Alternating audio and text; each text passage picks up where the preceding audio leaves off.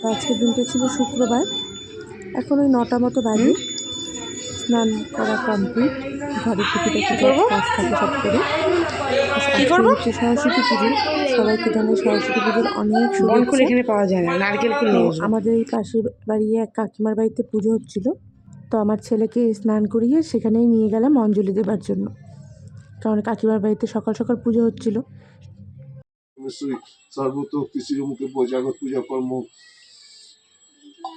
ছোট মাটি আর কি।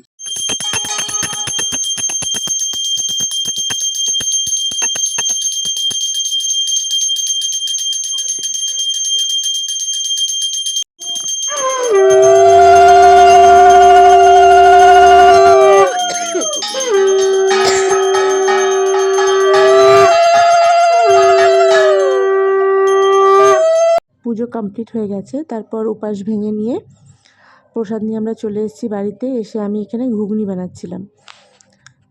মা তার আগে রুটি অলরেডি করে ফেলেছে, তো অনেকটাই লেট হয়ে গেছিলো। এদিকে ঘুগনি রুটি খাওয়া হচ্ছে টিফিনে, তারপর না মাকে সব কাটাকুটি আমি করে দিলাম। মা এদিকে রান্না করছিল।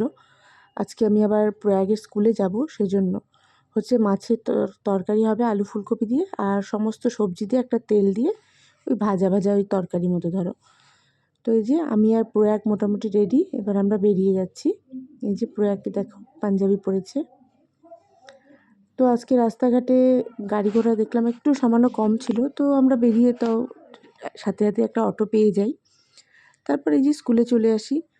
অনেক সবাই মানে অনেক বাচ্চা কাচ্চা এসছে, যারা স্কুলে পড়াশোনা করে অনেকেই এসছে। তো এদের স্কুলে আবার খুব সুন্দর ভোগও দিচ্ছিল সবাইকে, খিচুড়ি, পায়েস, তরকারি, আর ওখানে ঠাকুরের ওখানে প্রসাদও দিচ্ছিল। তো এই যে আমরা এখানে আগে ঠাকুরটাকে দর্শন করতে চলে যাচ্ছিলাম।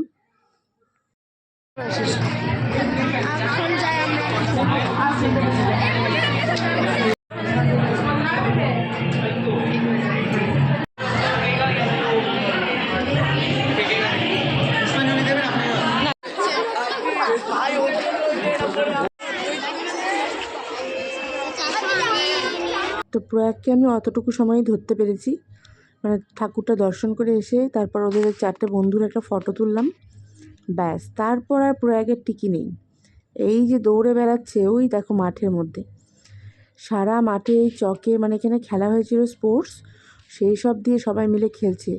পুরো মুখে মানে সাদা হয়ে আছে চকের গুঁড়ো দিয়ে। ওই দেখো মাঠের কর্নারে 3-4 বন্ধু মিলে একসাথে খেলছিল।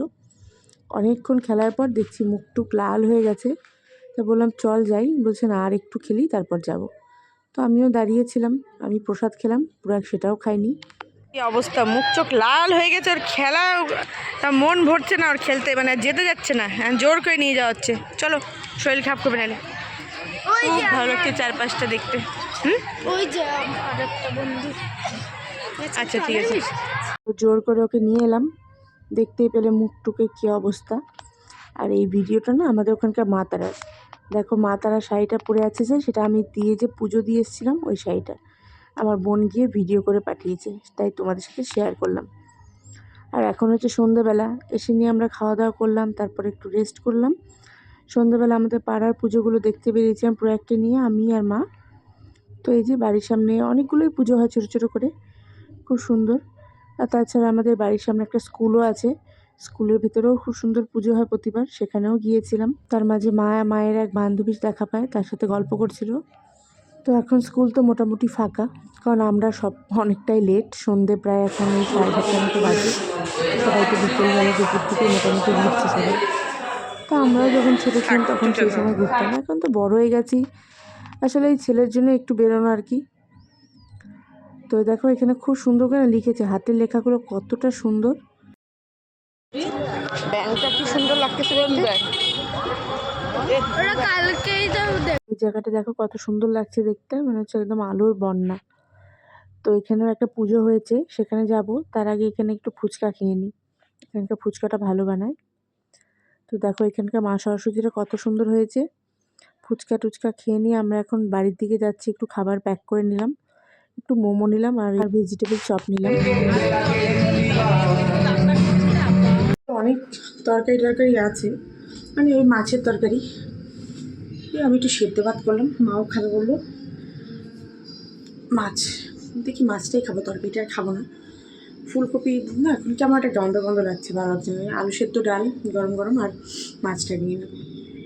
আজকে আমাদের পুকুরিরাও এলো, তখন প্রায় 9:30 মতো বাজে। যে হয়ে গেছে রান্নাবান্না, আর 10-15 মিনিটের মধ্যে খেয়ে দিয়ে তারপর শোবো। তো এই যে খেতে বসে গেছিলাম আমি আর ছেলে মিলে।